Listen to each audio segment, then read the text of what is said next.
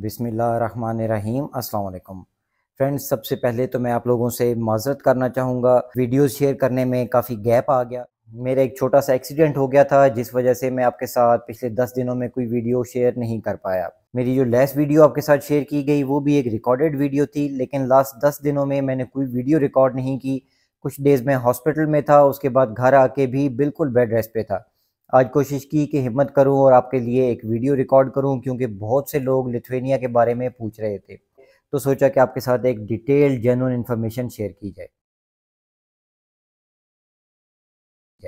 तो friends, Lithuania एक Shenzhen country है, ये एक बाल्टिक कंट्री भी है। बहुत खूबसूरत छोटा सा मुल्क है, बहुत ही कम पॉपुलेशन के साथ। यहाँ पे जॉब अपॉर्चुनिटीज़ किस तरह की हैं ये मैं पहले आपको बता देता हूँ कि 3 जॉब सेक्टर्स ऐसे हैं जिनमें लिथुआनिया में आपको जॉब्स आसानी से मिल सकती हैं। अगर आप इनसे रिलेटेड हैं तो ज़रूर आप इस वीडियो को एंड तक देखिए। सबसे पहला इंपॉर्टेंट जॉब सेक्टर है IT sector, information and technology. Data sciences और आईटी के लोगों के लिए बहुत ज़बरदस्त अपॉर्चुनिटीज़ हैं लिथुआनिया में। और उसके बाद सेकंड है कंस्ट्रक्शन सेक्टर। स्किल्ड और अनस्किल्ड दोनों तरह के लोगों की ज़रूरत है, लेकिन प्रेफरेंस उनको दी जाएगी जो कि स्किल्ड हैं, जिनके पास कोई हुनर है। आप कारपेंटर हैं, इलेक्ट्रीशियन हैं, वेल्डर हैं, मेसन हैं, टाइल फिटर हैं, रूफर्स हैं, किसी भी तरह की कोई स्किल्स हैं आपके पास कंस्ट्रक्शन इंडस्ट्री से रिलेटेड। डिग्री बेशक नहीं है आपके पास, उससे फ़र्क नहीं पड़ता अगर आपके पास स्किल्स हैं और एक्सपीरियंस है। लिथुआनिया के लिए बहुत इंपॉर्टेंट चीज़ है आपके पास एक्सपीरियंस लेटर होना। थर्ड जॉब सेक्टर जिसमें जॉब्स अवेलेबल हैं लिथुआनिया में वो है टूरिज़्म सेक्टर। और टूरिज़्म में होटल मैनेजमेंट भी आ जाती है, रेस्टोरेंट्स भी आ जाते हैं।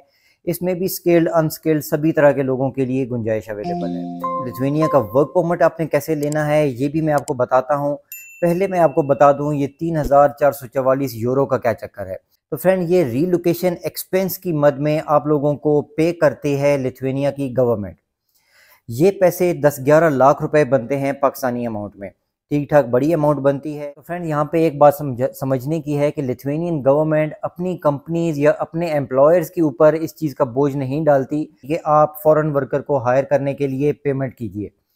इनफैक्ट फॉरेन वर्कर अपनी पेमेंट खुद करेगा, सारी फीसेस आप खुद पे करेंगे।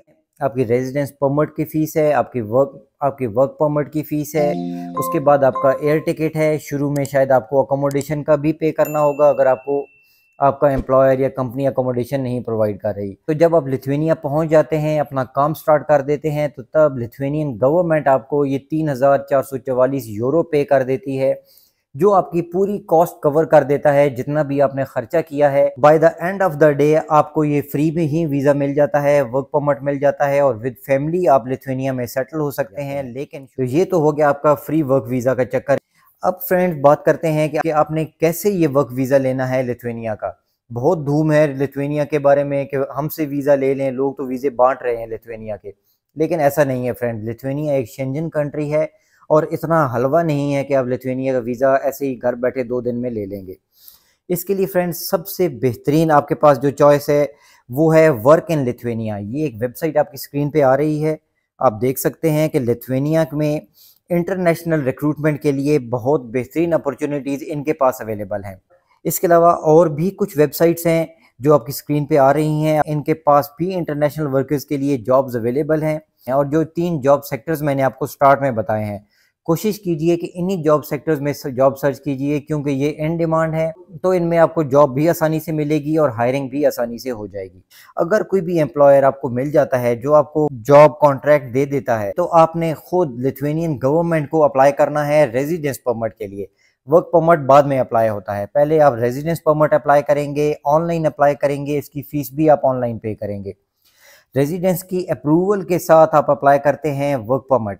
वर्क परमिट का एक डॉक्यूमेंट आपको मिलेगा जिसकी बेस पे आप अपने होम कंट्री में लिथुआनिया की एम्बेसी से या कोई और शेंजन एम्बेसी अगर लिथुआनिया के वीज़ाज़ को डील करती है तो उनसे आप अप्लाई करेंगे लिथुआनिया का वर्क परमिट। अब बहुत इंपॉर्टेंट एक और क्वेश्चन है कि अगर आप खुद से जॉब अप्लाई नहीं करना चाहते या जॉब ऑफ़र के लिए खुद मेहनत नहीं करना चाहते या कर करके थक चुके हैं इस पे मेहनत और आपको जवाब नहीं मिल रहा, तो उसके लिए बेस्ट ऑप्शन है आपके पास रिक्रूटमेंट एजेंसी। लिथुआनिया में बहुत सी ऐसी रिक्रूटमेंट एजेंसीज़ हैं जो फॉरेनर्स को हायर करने के लिए आपकी हेल्प के लिए बैठी हैं।